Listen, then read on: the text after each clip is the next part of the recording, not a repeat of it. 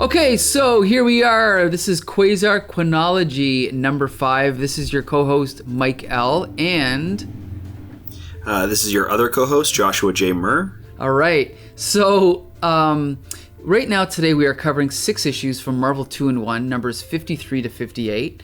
And the cool thing about this storyline is it's something that I kind of heard about through reading Marvel Universe and just hearing it referenced in like fanzines back in the 80s. I heard a lot about this storyline, Project Pegasus, and so I always wanted to read it. I finally got to read it a few months ago, and then coincidentally, because we started this Quasar Qua-Nology podcast, I just read it again in the last couple nights. And it actually is exactly as good as I thought it would be. I have a lot of good things to say about it. I think it's, of all the Quasar comics that we've reviewed so far, I think it's the best story. And by far. Yeah, it is, absolutely. And I also want to note that this is done by Mark Gruenwald, who is the gentleman who would write Quasar for his entire, 60-issue run or whatever it was. Yeah, so he's sort of like, he didn't create Quasar, but he's sort of adopted him. So I had a lot of fun reading this story. What did you think, Josh? Yeah, I actually really enjoyed it. Maybe it was just because we came off of the other two recently that they were a little bit rough compared to this. Yeah, this one was a lot of fun. I really had fun with this one. Yeah, and like in my opinion, as I was like over the last 10 years, I've read so many, like, because I've from reviewing comics, I've gone back and read a lot of 70s and 80s comics, and I guess my passion waxes and wanes, where sometimes I'll be like, I'm going to read every single, Marvel and DC comic ever written. And then sometimes I'm like, okay, I'm ready to sell everything. I don't give a crap, But this definitely restored my faith. And, and the thing is this is not, let's be clear, this is not a innovative comic. It's not a deconstruction of the genre. It's not Watchmen. It's not Dark Knight. This is a straight ahead superhero story with action, with fight scenes, with ridiculous names, ridiculous costumes. Some of the plotting is ridiculous, but for some reason, which we'll talk about, I think it all works. It all works together. Yeah, I think the reason why it all works too is that what they did right. The writers, Gruenwald and Macchio, they have the whole story picked out and set right from the beginning. Right. It doesn't feel like they're laying the tracks one at a time before them as the train is going. Good point. Like you can feel that everything fits together, and that's what I really love about this small little arc. I mean, even down to like Thundra's storyline. I'm sure we'll get into that later on when we start talking about the issues, but they introduce her right away, and really she's not integral to the story until, like, I think the 3rd or 4th story in. Right. But they set her up straight from the beginning, which I absolutely loved. You can tell that they knew the story that they wanted to write, and they went ahead and wrote it. I think that's why it works so well for me. I think you're right, and it's funny because even though this is my second time reading it, I have such bad memory that when I got to the Thundra subplots, I was like, oh, this is not important, I don't know why they keep going back to this, but of course we see how it all plays out, right? We see how it all fits together. It's great, yeah. Yeah, I mean, even there's like a small little bit with Bill Foster. Yes, like in one of the issues that doesn't. It's just kind of like a side comment, and then later on in the story, in a different issue, it comes up again, and it really ties it in. It feels like this story is one whole arc. Absolutely. Now, you said there was something you wanted to bring up specifically about the storyline. It was the Thundra thing. It was that everything kind of fit together. Yes. And with the Bill Foster thing as well, it was when he's fighting one of like the radioactive characters. I can't remember his name right now. But he just goes right in and starts fighting, and Ben is kind of shocked that he's going in and like, oh, okay. And then later on in the last issue, when they're fighting another like radioactive supervillain, he does it again, and the second time he mentions that it's because he has cancer, and it's not much of a risk for him because he already has like radiation poisoning due to that. So It was just something small that they didn't have to add, right? Like before, but they still did, and it felt like it was part of the story rather than, again, just being like, oh, because in a lot of these older comics especially, it sometimes feels like the writers open up their toy chest and they go through their Marvel action figures and they're like, oh, which characters do I want to play with? I want this one and this one, and then they mash them together and that's the story. But with this one, it was set up from the beginning, and you can see and feel the steps that they took to integrate all of the characters together. That's a great point. And it's also important that each of them has their own arc. Each of them has their own personality. And this is something I came across with... I was online talking about Stan Lee, and people were pointing out how every character in a Stan Lee story has a completely different speech pattern. Yeah. And I mean, you could argue that, okay, well, like, for example, The Thing, he's got all these little catchphrases like he talks about his Aunt Petunia and Yancey Street. And even if you were to take those out, though, his speech pattern is distinct. He has, like, I don't know if it's a Brooklyn or a Bronx accent, but his gruffness, right? His attitude towards intellectuals. Very much a curmudgeon. And you can feel that just in the dialogue. He doesn't even have to be angry. It's just the way that he talks. Absolutely, right. And he has a specific relationship with Quasar because Quasar is younger. He has a specific relationship with Thundra, and and Bill Foster. It's excellent. It's just, and Wundarr even too. Right, like, You exactly. really feel that with the Uncle Benji storyline. That really feels right. Absolutely. And I think too, when reading his lines, more so than any other character in this story, I could hear the voice. Yep. Like there's a Ben Grimm's The Thing voice in my head every single time that he talks. Good point. Where I don't necessarily get that from any of the other characters. That's true. Yeah. Yeah. I mean, to be fair, Quasar is probably the least defined character, but at the same time, there still is this. They keep going back to this whole thing about how determined he is and how dedicated he is to his job, right? And he's definitely young. They talk about how young he is, so at least there's that. At least they give him something. But he's definitely less defined than the other ones. Isn't that kind of funny that Quasar is, I think, the least developed character that we've read about so far in the Quasar Qua-Nology? I know. I think it just shows that, I mean, what happens with a lot of superheroes is they develop over time, right? Like for sure. They may be created by one person, but they really, it sometimes takes years or decades to get to the point where they're even recognizable or appealing, So. Right. Okay, so with this first issue, so we're starting here with, just for anyone who doesn't know, Marvel 2-in-1 was a team-up book. At the time, there was another team-up book from Marvel, it was called Marvel Team Up. This one's called Marvel 2-in-1. This is The Thing. And someone else, a different person each issue. In the 60s and 70s, The Thing was a very popular character. Unfortunately, he's not as popular anymore. I don't know why. But I think it just, in general, the FF are not as popular. I don't know why. But anyway. Yeah. So that's what this was. And I love the fact that this is a 6-issue storyline. And yet, I mean, it is mentioned on the cover at last, the saga of Project Pegasus. But if this came out today, we would have Project Pegasus Alpha #1. Then we'd have, Project, it would be emblazed all over the cover. And here it's just sort of happens to be a 6-issue storyline. But it's cool because even though it's in one comic, because it's a team-up comic, every issue has a different person co-headlining with a thing, which I thought was cool. Right. Yeah, no, I think that really worked in favor of this story. Right. I was going to say that, I think that it helps because I was a little worried going into it, knowing that The Thing was going to be the main character, because I personally hadn't read a lot of comics where The Thing was a standalone hero.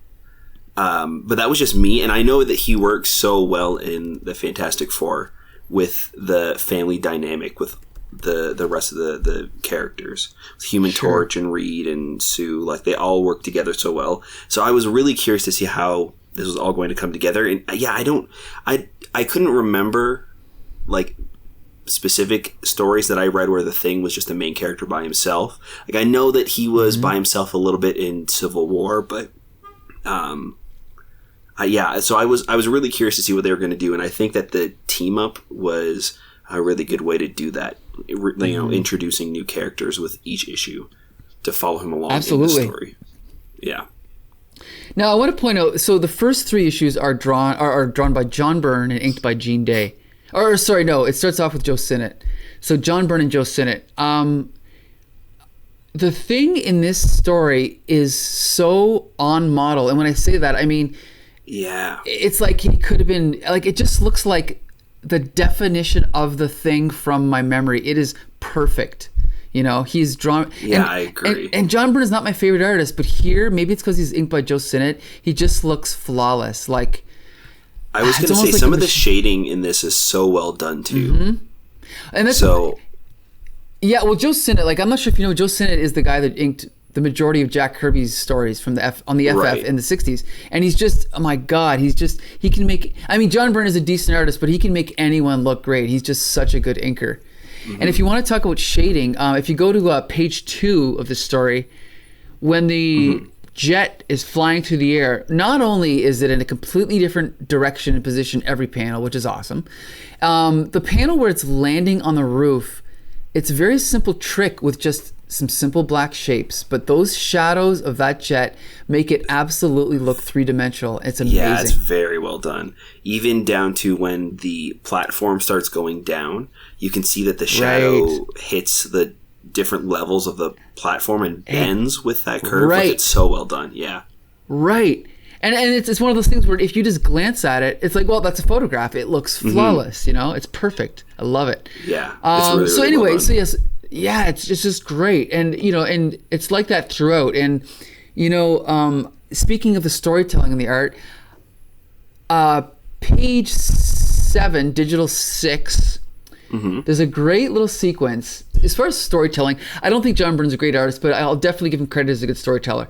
On page 7, which is digital 6, you notice at the top of the page, the Thing is talking to this guard or whatever he is, and then you see a hand coming from behind the Thing, right? So it's a little bit of suspense. Who's the hand? Where is it?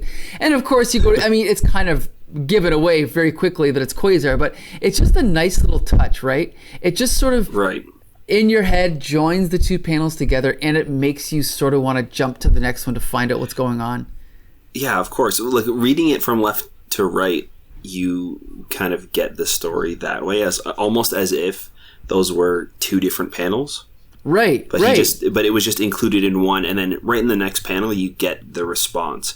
And again, going from right to left, like you end the first one wondering whose hand that is, and then you start the next one on the left, seeing that it's Quasar, and then going to the right, seeing like the Thing's reaction to that. Good point.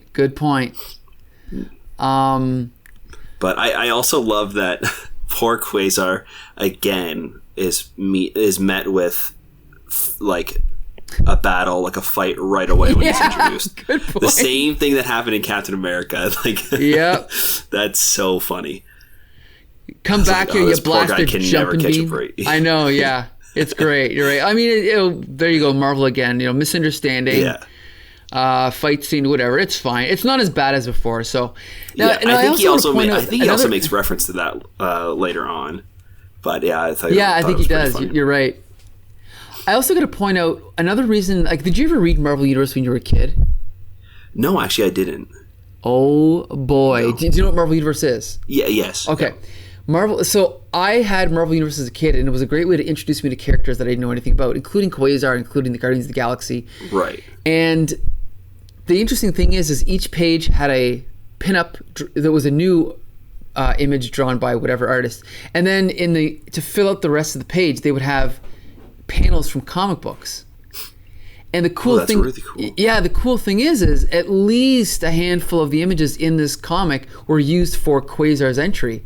So I remember seeing all these, decades before I actually read the story, right? Oh, that's really cool. Oh yeah, it's great. It's like seeing, Awesome. it's like seeing clips from a movie and you don't know what the context of them, and you finally see it and it kind of just fills everything in for you. But it's great. Really, really cool. Yeah. See, I didn't have Marvel Universe, but I did have this like big book that was like all of the Marvel characters in one book, and like it had bios for them. And depending on how big the characters were, they would have like longer sections for them. Like obviously like Spider-Man, like our main heroes, Spider-Man and Captain America, they had like, the double page, and then some characters were like split up, multiple characters on a page, but it was probably like a 500 or so page book. This huge hardcover, and I would just flip through and every day look at a new character and see their first introduction and who they were, and so that was my first introduction to Quasar. Was that through that book? Was that the Marvel book with Spider-Man running up the side of the building? I'm not sure. No, I don't think so. I think this was like probably early 2000s. Gotcha. Okay. And it was like this big hardcover book. I think it was white, and it had like a bunch of characters on the front. Okay. Interesting. Okay. Yeah. So anyway, I got to bring up this point. I love it. So Quasar says to the Thing, "I think you've mistaken me for Bob Grayson, the man who originally wore this uniform. I'm told there is a strong resemblance." And then he goes on to recap his career. Right. He recaps Marvel Boy's entire origin and how and then by the way, Marvel Boy at one point was the Crusader. And then Wendell Vaughn got his armbands and became Marvel Man, and now he's Quasar. He explains it all in these, 6 panels here. Again, Marvel, and especially people like Mark Gruenwald, loving, continuity, building on continuity. I just love that fact, Mm-hmm. I thought it was great. Yeah, it was a lot of fun. Yeah.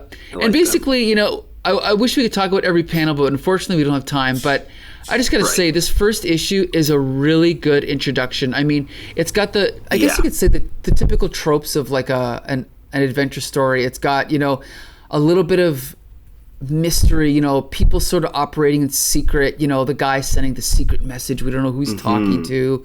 Yeah. And then cutting away to the subplot with Thundra to introduce her. It's just perfect. And going back to what I was saying before about setting up characters from the beginning and knowing what your story is going to be, in this first issue, before we get any indication that he's going to be a more of a major character in issue 57, I believe, we see Solar. Right. For just one panel, which is so fun. It's just to introduce that character, like these characters are in the facility. Right. And that there are these supervillains here, and they make reference to him right in the first issue of this storyline, and then he isn't brought back until the end. Right. So I thought that was really great. Well, and we also get a little introduction into Wundarr's deal as well. Right. Yep. Well, and that's the thing is, ideally, I mean, sometimes you hear about projects like, I don't know, All-Star Batman or various projects over the years where, especially in the 2000s, where they'll publish like 2 issues of a comic and then they'll never publish anything again because you'll find out that the writer hasn't finished the scripts. It's like, well, wait a minute. Why don't you finish the script for the last issue before you publish the first issue? Yeah, because kidding. Ideally you would have it all mapped out anyway, right? I don't know. It just drives me bonkers. Can't stand that. It's weird. So anyway, so we get to the end of the first issue, and I just love this cliffhanger here with Deathlok. What a cool way to end the issue, right? Yeah, he was one of my favorite villains growing up. Okay. I saw him in a couple different things, and I don't think there was really a reason why. I think he just looked cool, and I liked him as a kid. So I kind of grew up. Every time he would pop up in an issue, I would get kind of excited. So, and really, when I found out he was in it, I was pretty happy. And really, he's kind of like RoboCop, right? Yeah, he kind of is. That. Yeah. Well, we do find out though in the next issue that this isn't even Deathlok. Wait a minute, did I somehow miss that? What do you mean it isn't Deathlok? This is Deathlok. So, this is a life model decoy of Deathlok. Am I? How did I not pick up on that? I know it was a throwaway line. I'll try to find where exactly he says it, but he says that he's no longer, there's no human left in him. There's no organic matter. Right, I remember that. And he's completely robotic now. So it turns out that this is a complete robot replica of Deathlok.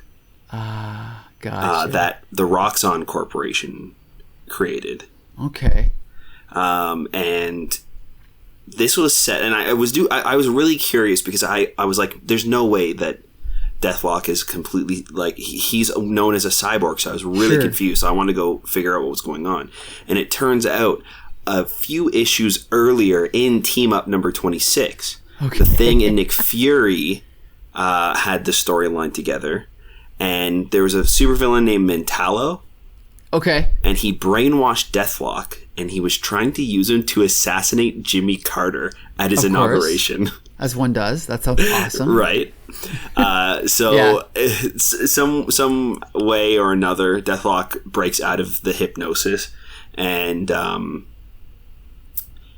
he, like, after the final battle, he's unconscious and falls to the ground, and Nick Fury, I think, takes him back to S.H.I.E.L.D. So the real Deathlok is locked up in S.H.I.E.L.D. somewhere, and this Deathlok is a complete robot created by the Roxxon Corporation. But they don't explain that here, though, do they? Because all that happens... No, they don't. They don't explain this at all. Yeah, this is just something that happens. I was so curious that I had to go and figure out what actually happened. Because I was like, there's no way he's completely a robot. He's known as a cyborg, and I was like determined to figure it out. So yeah, it was just kind of fun. I think that it ended up being a story with the Thing, and I think that goes back to the whole setting up things from the past. Right, which is a lot of fun. Oh yeah, it's just such a nice way to pay things off, right? And and I mean, and this is why we're reviewing these comics, is because we love the Bronze Age, right? We love the 80s, we love the 70s. So yeah, some of the dialogue is cheesy, definitely, but the plotting is excellent. I love it. I actually I had one quote in here. Okay. Because the thing is the Thing, he uses a line in here that he kind of used against Mr. Fantastic before, but on digital page 17 he says, "Sheesh, it's bad enough listening to Reed, but now I got to put up with this Bill Foster egghead." So it's just kind of funny. At least he's consistent, right? You know. Yeah. Again, like we talked about the characterization, he always sounds like the Thing, so that's great. Yeah, that's great. Yep. And then again, we get to the end of this issue, we got another cliffhanger with the introduction of who's this guy now? I don't even remember. Oh, Nucleo, right? The Nucleo, yep. Right. So yeah, a great issue again. Oh, one other thing that I wanted to say, I don't know why, but when we cut to the Thundra storyline, the fact that she's versing a character named Pound Cakes, absolutely killed me. I actually spit out my water. Like it caught me so off guard. I thought it was so funny. Yeah, that was great. So yeah, we're also like briefly introduced to Thundra and the and Letha. Yeah, and Mimi. Well, what they're called, the Grapplers. Right. The group of them are the Grapplers. Mm-hmm. There's also a little bit of comedy on the one page where we just see the trainer or whatever he is reacting to them all being tossed aside by Thundra. That's kind of funny. Yeah, that was good. There's some great moments in this issue. Again, we have a secret, phone call made. If this happened, there's no way they could get away with this today, right? There'd be cameras in every corner. Everything would be monitored. But back in the 70s, when was this? I don't even know when this was. The 70s? I should probably look that up. 79, I believe. 79, there you go. Yeah, I know, but it actually made these types of stories much easier to tell. It's kind of hard to sneak around now with cell phones and cameras and everything, right? Yeah, so anyway, so jumping on to the next one. Now we're, as we can see on the cover here, we have Giant Man. This is another fun issue. I've got a lot to say about that particular character. I love the fact that this issue starts out with a poker game. Again, kind of a Marvel trick showing them being just regular people. I love it. So I do really like this. And I originally was thinking like, oh, this is going to be something that I talk about that I really liked. Mm-hmm. And then I was going through and thumbing through the issues again to start writing notes for the podcast. And I realized that just moments earlier, Deathlok broke into Project Pegasus. Right. Fought a bunch of things, blew up. And then, moments later, they're like, Quasar, the head of security, sits down for a poker game. Yeah, I know. So he doesn't want to go and find out what the hell's going on around here. I know. So obviously, somehow, Deathlok was able to break into the facility. But he doesn't really care. That's one thing that I kind of couldn't get through my head is like, how are all these people breaking in? Like, even later on, I don't want to spoil it, but when Thundra breaks in, there's no alarms. They just it's kind of ridiculous. That was one small thing I was going to say that I had a problem with, but I think it was just the repetitiveness of it. Right. Both the fact that people were breaking in and that supervillains were breaking out. Right, good point. Like, good point. There's a couple of characters that break out, and there's a couple of characters that break in, and we're supposed to be following Quasar as the head of security, and he's really kind of doing a crappy job. Which is it's just kind of funny to see him sitting here playing poker. And I mean, it's supposed to be a fun comic, so this is really more like nitpicky kind of joking stuff that I'm talking about. But sure, it was just kind of funny to see him goofing around instead of figuring out what's going on in the facility. Right, it's absurd. I can forgive it, but it's definitely something. It takes you out of it a little bit. It makes it tough to suspend disbelief. Yeah. And also, I gotta say, the dialogue in this is, I love Mark Gruenwald because of Quasar and Captain America. He's not the most fluid writer, like his dialogue's not the best, but it is pretty decent throughout. However, on page 6, Digital 7, this is an example of dialogue I don't like. So when Bill Foster first becomes Black Goliath, the thing says, "Doc, holy Hannah, you're that Black Goliath guy." I don't know. I mean, it could have came out a little bit smoother, like what, Black Goliath or something like that. It just, it's a little chunky. Very, and you know, my favorite chunky cliche dialogue is in comics is when a supervillain pops up and there's like a team, and one character will always say, "Oh, you're the whatever. I read the file on you." There'll always be a character that says that I read the file on you. That's great. because the writer kind of as an afterthought was like, oh crap, this hero has never met this villain, so I got to explain, whatever. But it's just kind of awkward, but it's okay. I can forgive it again. Yeah. So anyway, so this brings me to my favorite, and by favorite I mean worst bit of dialogue in the comic, and this is where so they're talking. So it's on page 7, Digital 6. So the thing is at the bottom here. The Thing's talking to Bill Foster, and Bill Foster's talking about. He says, "I might as well break out the rest of my new costume. I lose more street clothes this way." And then Thing says, "Say, Doc, if you don't mind my being nosy, you want to know how I became Goliath, right? Well, there's really not much to tell. Do you remember?" And then he flashes back and explains everything. And it's awesome, but... It's cheesy and ham-fisted, but... yeah. I also love how after... This is so cool. And it's good for continuity, right? Because then you can go, oh, look at that. Avengers number 32, Power Man 24 and 25. Now I got to go and read these. You see his previous costume. It's kind of cool.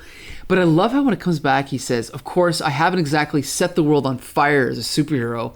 Matter of fact, I was hoping this new costume would help my image." And I just remember, I'm thinking, what do you mean set? Like, it's almost like they're rock stars or they're, like they have careers as a wrestler. I think that goes back to what I was talking about in the Captain America issues that we were reading, with it starting with the story starting out with them signing autographs as if they were professional athletes. Right. So it does kind of have that feel continuing with this as well.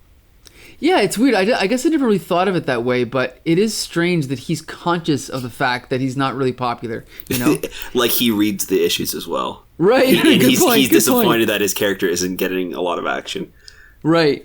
and then it's even funnier because then the Thing And this is obviously the writers have already made the decision, but now they're having the Thing kind of help the plotting along, where he says, well, it beats your old Bear Belly special. Oh, so he's talking about his costume, and he says, well, It beats your old Bear Belly special, but as long as you got yourself some new duds, why not complete the overhaul with a new name? I mean, it's pretty obvious that you're black, and if I remember my Sunday school lessons, Goliath was a bad guy. What do you suggest, Ben? Why don't you just call yourself Giant Man?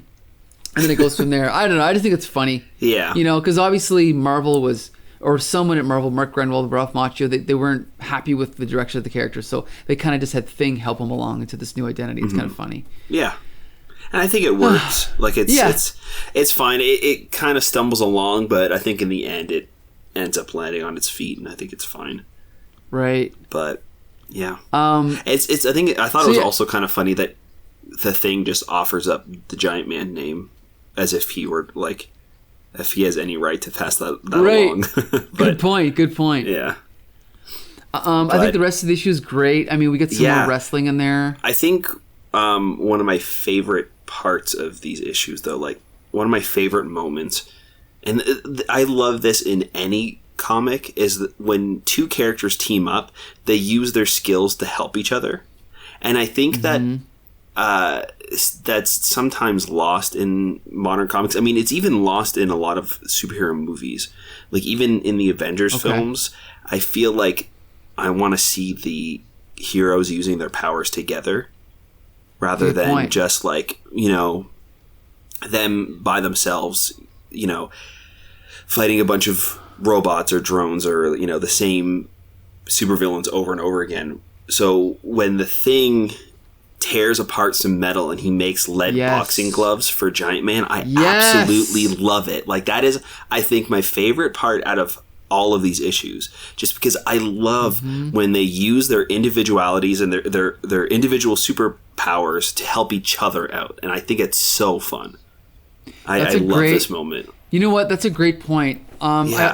It's something I noticed more so later with, say, Alan Moore or Mark Waid. But when I went back and read older comics, they did it quite often. Is where they would also have characters use their powers in unique ways. Like they would face an opponent and they would sort of like they'd be outmatched, or maybe their opponent had figured out a way to beat them, and so they had to use their powers in a new way. And this is kind of like that, even beyond what you said about them helping each other. It's just the fact that he would even think to do this. It's just, you know, it's only like 3 panels long, but it's just those little moments that stick with you, right? For sure. It's not just a generic story. And I think that's what makes it work. And then real quick, I was just going to talk about, this is the moment when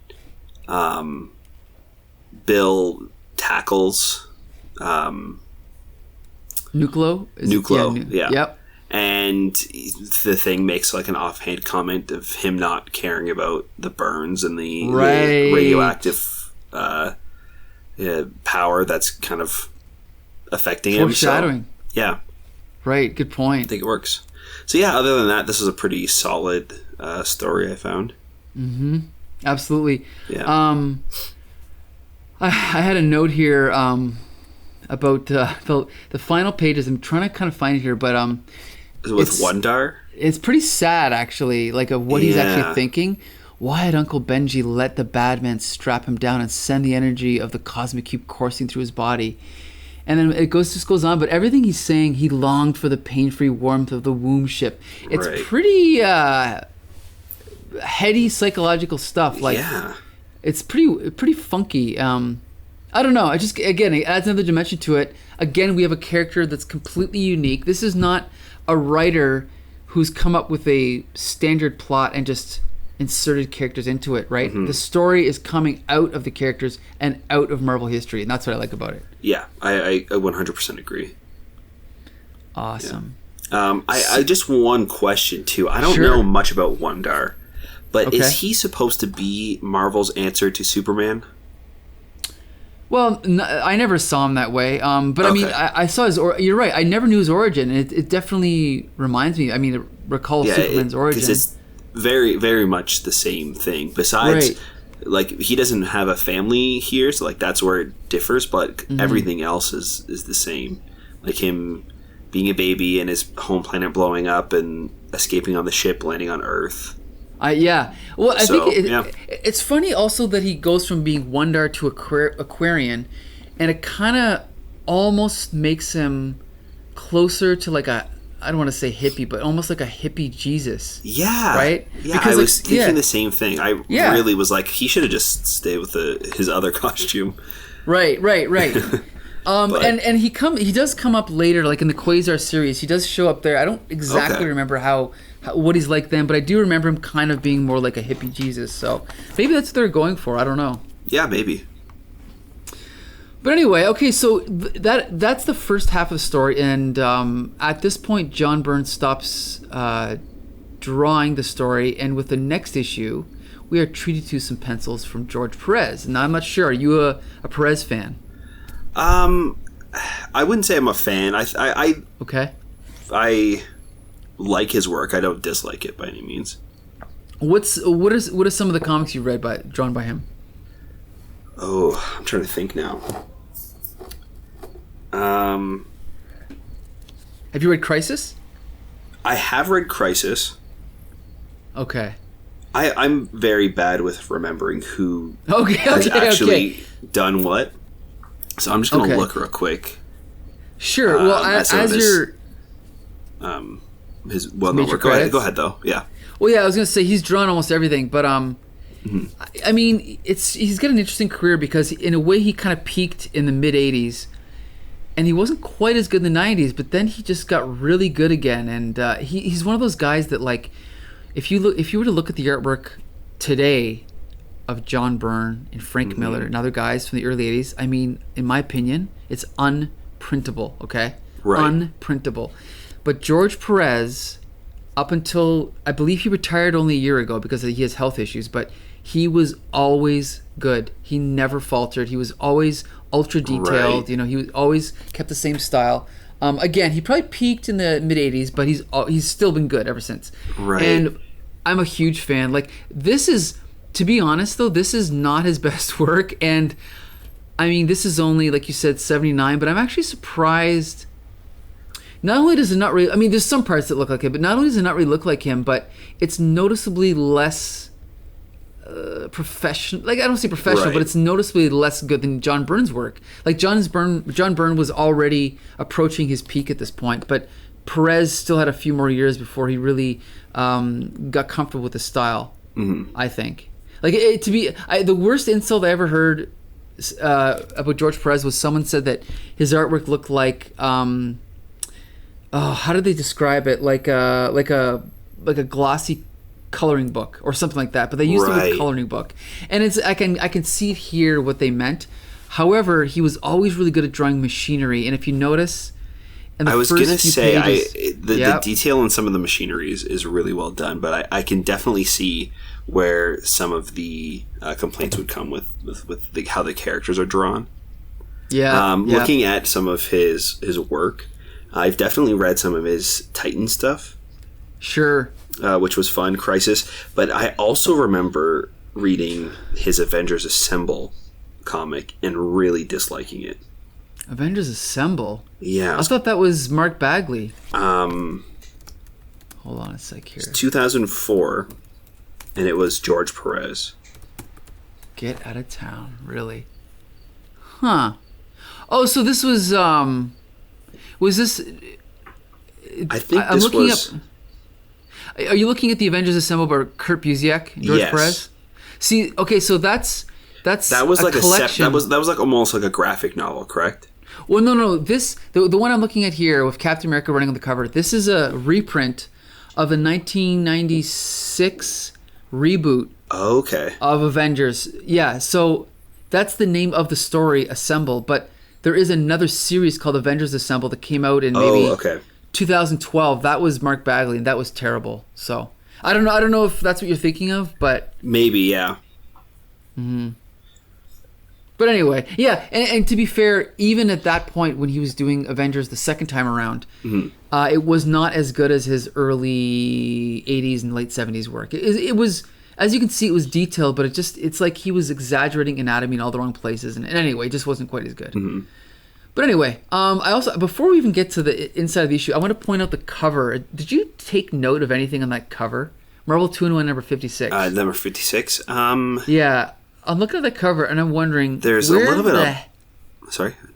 No, I was going to say, where the hell is Thundra punching the Thing? Yeah, I guess that is a little weird. Maybe where? Because the direction he's flying in, that looks like a particularly bizarre choice of where to punch someone. But it doesn't matter. You can look at the cover for yourself and decide. Yeah, I guess I always thought that it was. I just kind of glanced at it like this. The cover for this issue didn't really necessarily do anything for me. It wasn't awful, but it was just it was a cover. So I didn't really look at it too much, but I guess I always just thought that he was getting punched in the head, and it was kind of like a turnaround, like in the face, and it was like him spinning around. Especially since there's like a little bit of blood in his mouth. But yeah, that's weird. I didn't really think about that. Yeah. I also this issue is interesting in that it's an old trick, but they open in the middle of action, then they flash back to explain how they got there. Right. Because you can't just open on like a conversation. You got to be in the middle of a big action scene, which is kind of cool. Yeah. So I don't know, kind of interesting. Another great issue. I mean, to be honest, I actually think I like John Byrne's art better on the first 3 issues than this art. I love George Perez, but at this point, John Byrne was better. There's something that really stood out to me, though. I know I've studied art a little bit, I've drawn a little bit, and there's a really bizarre choice of paneling or layout, however you want to call it, storytelling, on page 11, Digital 8. If you notice, okay, so the panel 1, we've got Giant Man and Quasar sort of face each other. The next panel, they both notice that the alarm is going off, right? You see the aroo at the bottom. Okay. The next panel, they both have their backs to the reader, and they're looking at that thing on the wall, the alarm on the wall, the graphic layout. Then the next panel is Quasar's hand, and then the panel after that, it's awkward because it's almost exactly the same position that Quasar's in, except now he's walking away from a different. So it's really poor choice of storytelling. Like ideally, Quasar's face would be in the front and Bill Foster would be in the back or something. It's kind of just a poor choice. He's practically in the same exact pose in 3 out of 4 panels he's in on this page. You're actually right. Yeah. I didn't even notice the first one. He's also got his back to you. Good point. Yeah. Well, obviously Perez got better as he went along. So just something I noticed. The only thing that really stood out to me in this issue was, I mean, there is some creative art in here, like when George Perez is depicting the, when Quasar is kind of getting, like the sonics from the one character are distorting. That's kind of a cool thing. Very creative. Yeah, I was gonna say that was one of the things that I liked about this issue as well was the Mimi fight with Quasar. Sure. Yeah, I thought it was fun how they did the distortion of his vision and kind of getting a glimpse into his mind of, like, as he's descending into madness. Right. And that's the thing is George Perez is a self-taught artist. His anatomy was never 100% accurate, but he's so dedicated. He's never lazy, put it that way. He always puts 100% effort in. Right. Okay, so the one thing that really stood out was when Giant Man is fighting the 2 women, the 2 wrestlers. It actually gets really violent. The one point he picks them both up and smashes their heads together. Yeah. Now, I know it's a superhero comic, and maybe it's because it's women, but it just felt extremely violent to me. Did that stand out to you at all? Yeah, I guess it kind of did, because you don't really see that very often, especially in like the 70s, 80s comics. Right. But well, it's funny because, people can smash through walls and you can hit them over the head, but when you bonk their heads together, it just feels that extra step of realism, right? It just feels painful. Yeah. But anyway, I think maybe it just didn't. I just noticed that. But didn't stand out as much because he was losing the fight the whole time. Sure. So he got kind of like one hit in. So, but now that you mention it, it does. I guess it does kind of seem off, especially like with the rest of the tone of the comic. But sure. Yeah. Another thing that I kind of noticed too, I know if it was necessarily in this issue, but Ben smoking a cigar a lot throughout the story is definitely something you wouldn't see today. Especially since, the comics are marketed towards kids. So you would definitely wouldn't see that today. Good point. Good point. So that's pretty much all I have to say about this issue. So we can jump to the next one. Yeah, sounds good. 57. Yep. So 57 now. Marvel 2-in-1 with the Thing and Wundarr. Mm-hmm. I really kind of like this fun, quick boardroom scene to kind of set up and summarize the events so far. Yes. That way, if you just picked up this issue, it wouldn't be super sequential.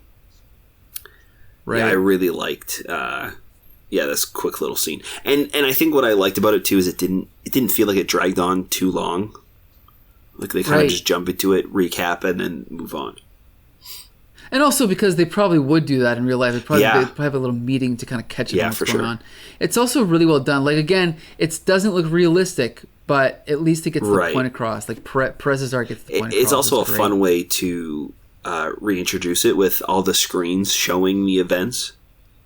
Rather than it just being panels showing the past.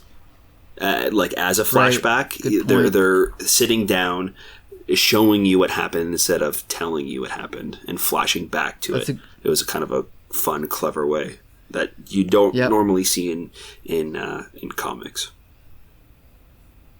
Absolutely. By the way, did you ever read the 80s G.I. Joe comic? No, actually, I don't think I've read any of that.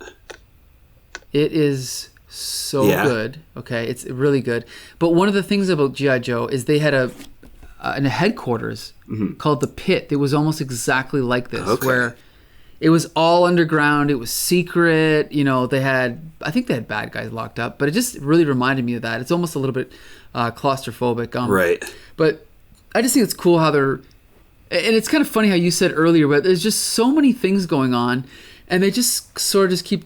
It's like when these people run, like when they get into this fight and the one guy runs away, like where does he go? It's like, oh, well, I guess he got away. Well, don't they have cameras? Don't they have sensors or something? I don't know. Yeah. I think it's funny. I also love this bit about when Nucleo sort of breaks out and he's walking around looking for people to help him, and he comes across Electro.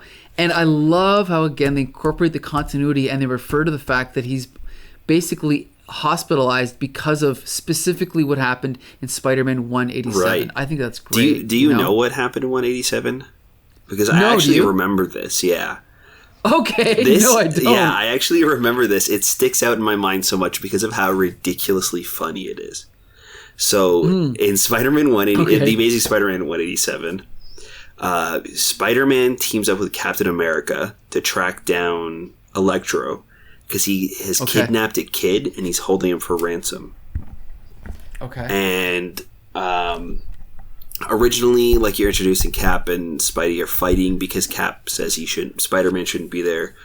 But then eventually they team up and they go after him. And when you're first introduced to Electro, he's like coughing in the shadows and he steps into the light and he starts fighting. And then it's revealed that the kid that he's stolen and has had kidnapped for a couple of days now has the plague. That's and awesome. Has given Electro the plague. So when Cap and Spidey take the kid and run away, Electro realizes this and runs to like a nuclear reactor and starts siphoning off all the energy from it. And he takes too much and it becomes uncontrollable and he blows up. That's beautiful. Yeah. I cannot wait to read that story. So great. I thought it was so nice. But we might not even be able, I don't think it'll be part of our read through because it's 79. Yeah, you're right. Well, you know what? Once we finish the 80s and we jump back, we'll have to swing back. Loop around, right? You got it. Yeah. All right. And this, there's a really great sequence, okay? And this is something we kind of touched on earlier about superheroes helping each other and also using their powers in creative ways. Right. I love the scene where, let me just jump to it here. Where is it? How did I? Okay, here we go. It's page 27, digital 18, when they're battling Claw, who is of course made out of sonic energy or whatever sound. Bill Foster, Giant Man, is pounding on this sort of force field that Claw has up. But then the thing says, wait a minute, big man, wait a minute. You know, you'll never get through a sound wall by pounding on it. Listen to the voice experience here. And then he goes on, he has this idea. He says, making noise is only going to make it stronger, but if you just keep pushing against it real quiet, like maybe, just maybe, the thing puts his finger up against the force field and manages to just push his way through. It is so cool. Yeah, it's really it's this great. little sequence of 3 panels of his finger going through, but it's awesome. And then, he manages to get his whole hand through. It's just a great idea. I love that. You know, I think that it's really true to the Thing, like as a character as well, because even in the Fantastic Four, Reed is very like book smart, and he always has a solution, but then Ben usually comes up with the simple things that you normally wouldn't think of, or like the things that should be obvious but aren't. So I thought that was like a really great moment for Ben. Good point. Yep. Yeah, and it was good. This is also the issue that there's a really funny gag earlier on on page 23 of the original comic. Ben grabs the tracks of this train as they're getting away, and he uses it as like a whip, and the when he tugs on this thing, it goes down the line and gets the bad guys getting away on the train. And he even makes reference to it being a Roadrunner gag, which is so funny. Right. And I think it works because it's on the nose and they know it. They make reference to that. And I think it also is so much fun because this isn't our main bad guy. This is like a fun side thing that's happening leading up to the main conflict. So I think it really works in this situation. I think that if it was in the next issue where we're fighting the main bad guy, I don't think it would have worked. But because it's more of a fun kind of action sequence, I think it's great in this moment. Yeah. Yep. Great point. There's one more thing I got to say about this issue. Are you a Todd McFarlane fan? I mean, he's got his ups and downs. Okay. I grew up with him. Right. I loved him as a kid. Idolized him. I mean, I have a lot to say about him now. I don't necessarily love him now, but I do like him. But there's one thing about this thing with the image artists is that it seems like Todd McFarlane sort of ripped off a bunch of little tricks from different artists like Marshall Rogers, Frank Miller, Art Adams, and then he used them, and then he used them again, and he used them again. And what ended up happening was then Rob Liefeld came along and just copied Todd McFarlane and used them again and again and again and again. But I swear to God, if you go to the very last panel of this page, of this issue, the close-up on Claw, I tell you right now, that face, I put money on it that it has been reused by Todd McFarlane and Rob Liefeld 100 times. Like, just the way that it's zoomed in and the face is cut off in that specific way, the mouth, the teeth, the tongue, everything. I mean, unless George Perez did this in other comics, I'm pretty sure that is exactly where they got it from. And of course, I have no specific references, but if I ever do find them, I'll let you know. Okay, yeah. You'll have to let me know. Yeah, Todd McFarlane is for the most part, I like him, but I feel like there's moments where his art kind of stands out, where something doesn't sit right with me. But I mean, he's done some classic stuff though, like his Spider-Man, black suit story is great. Sure. Well, I mean, I think he's one of those guys, a classic '80s guy, where he had so much promise and talent, and then he should have been schooled and coached into becoming a really good artist, but he didn't. He got so popular so fast, and then he kind of just stuck with that one style and then never really evolved, Yeah. But anyway, so now we come to our final issue in this 6-issue series, Marvel 2-in-1 58, The Thing, and Marvel's latest greatest superstar, Aquarian, which is kind of a trick because it technically is Wundarr just with a new name. Right. But whatever, that's fine. Great splash page, right? Jumping in coming into the middle of this battle. It's just great. And now it's inked by Gene Day, who was a fairly, well-known artist at the time. I believed he died at a young age. So he really, as far as I know, in the early 80s he died. So I know he did some Batman and some other stuff. So he's also an artist in his own right, as well as being an inker. So anyway, we're introduced to Aquarian here. Like, as we said earlier, this sort of hippie Jesus Superman character, formerly known as Wundarr. So that's kind of cool. This was... As you said, we've kind of talked about this earlier, how this was kind of a culmination of five issues of plotting. Right. Everything comes together here. We find out why, why all these random characters were invading Project Pegasus, or what do they call it? Is it called the Pit? I don't even know. I think they call it Project Pegasus. Like, I think that. But it has different sections, like the Pit and some other sections, right? Okay. Yeah, because they say that they infiltrate Project Pegasus at one point. So I guess that the facility itself is called Project Pegasus, but there's different parts to it. So here we have some classic bad dialogue on page 6, which is Digital 6. Right. And they basically walk into this room and everything's kind of flying towards the center of the page, and we see the outline of a man. And he's all white, so he's not there. And, of course, the Thing has to say, it's a hole in the air in the shape of a man. Ugh! Why do they have to do that? Yeah. Oh, well. I mean, I can forgive it, but it's not great dialogue. And it's funny because, you know what? Not even cartoons, like Saturday morning cartoons, had dialogue that on the nose. You know?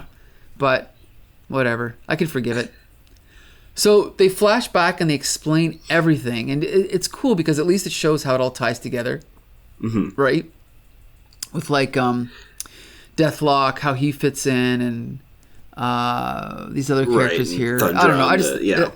Right. Yeah, it does kind of like do a small recap in the form of a kind of like, one page, flashback kind of thing. Yeah, it's fun. Mm-hmm. Yeah, it's well done. So basically, they fight this guy, and it's kind of a cool scene because Giant Man basically is willing to sacrifice himself in order to defeat this guy. And again, another sort of creative use of his power. Mm-hmm. He basically is going to go into him, and he's going to kind of fill in the space that the guy, like the empty space that the guy's in, right? Which is kind of a cool idea. Really cool, like a fun idea for the power. And then I also love that. So they set up earlier that Wundarr now has this power to like absorb energy, and this guy looks like he's pure energy almost. So I had always, like, going into this, I said, oh, okay, cool, they set it up, that's what they're gonna go with. And then before this even happens, we find out that he can't do it for some reason. He can't get close enough, or even when he's like right on top of, he can't for some reason like siphon off enough of the power to weaken him. And then the solution is that Giant Man's going to go in and expand, and then it doesn't work. I was certain that it was going to work. I was actually caught off guard that the story, set up a solution and then said it wasn't going to work, and then again did it a second time with Giant Man.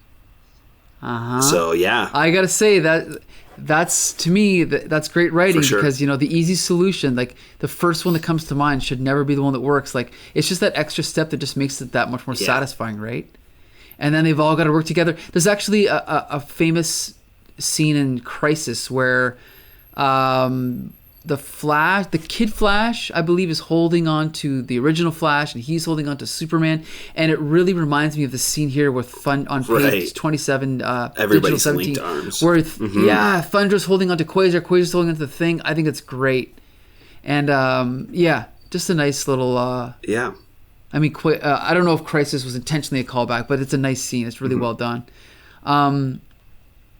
Also, this weird moment where Quasar's thinking to himself, I was just thinking of what Leitner said about us existing at all levels of the multiverse. What if we've only destroyed our reality's portion of the Nth Man? What if he's still stalking another universe where no Wundarr exists to stop him? And I mean, hey, I don't know if they ever came back to that, but what a great setup for a future story, right? Awesome. Yeah. So that's basically it. So they've defeated the bad guy. They wrap everything up. And, you know, that's pretty much it. Everyone says their goodbyes. They forgive Thundra for breaking in, right? They're not going to charge her with anything or do whatever they do. And then on the last page, we get this little epilogue 2, where we kind of reveal that the whole thing was orchestrated by the head of Roxxon, which is, of course, the Marvel version of Exxon, right? The evil oil corporation. You know, I just love it. Yeah. So that's it. So I don't know. Like I've said before, I freaking love this issue. I love the story. Overall, I think it was a great, 6-issue run. Yeah, I completely agree. The 6 issues really worked for me because the story, again, really connected throughout those issues. There was good payoff, this great storytelling, and then with the really cool last minute psych out at the end of the last issue with the building up to the bad guy and then figuring out that this thing that they've been setting up kind of isn't going to work. Yeah, I think this was a lot of fun. Right. And the thing about this story is just when I was ready to, because I kind of about 6 months ago decided I think it was after Stan Lee died. I was like, I'm going to read every single Marvel comic from 1961 to 1986. Right. And I started reading, and I got about, first of all, I started reading and immediately started skipping certain issues because I'm like, okay, well, I'm not reading, the Human Torch backup stories. I'm not reading the Watcher solo stories. I'm skipping those. And then it's like, okay, I'm not going to read Millie the Model. And then it's like, I'm not going to read the war ones. And then even the superhero ones, it takes Marvel a good, I would say 1 to 2 years to really get rolling into the style we're used to. And then I sort of jumped over to Captain Marvel. Right. And those are, oh God, I don't know. It was about 40 issues. Honestly, they're terrible. Wow. They're all terrible. And so I kind of lost faith. And so reading this story restored my faith. It makes me want to go back. It's like in my head, I go, oh shit, now I got to read every Marvel 2-in-1. I got to read everything. I got to read every story by Mark Gruenwald and Ralph Macchio, So definitely a good story. I mean, again, if you're looking for good Bronze Age comics, this is a great place to start. Or not to start, but definitely a good sampling. Honestly, even if somebody started here, I don't think it would be bad. If this was somebody's first issue, first story arc that they picked up, I don't think that it's a bad example of what comics in this era were like. It's a pretty solid example of some fun storytelling, some really great characters coming together, some fun action, good art. Yeah, I definitely would recommend this. And you know what? And the thing is again, it might be because I grew up in this era, but whereas I do think that the 60s and early 70s stuff is a little bit too primitive, even for me. I have a hard time reading it. For me, this stuff, everything works perfectly for me as a reader. I love it all. Yeah. So there you go. Project Pegasus by Mark Gruenwald, Ralph Macchio, John Byrne, Joe Sinnott, Gene Day, and George Perez. Highly recommended by the both of us. Next week, I'll be joined by special guest Mara, and we'll be reviewing Fantastic Four number 14, featuring Salem 7. That's 1 week from now. See you then.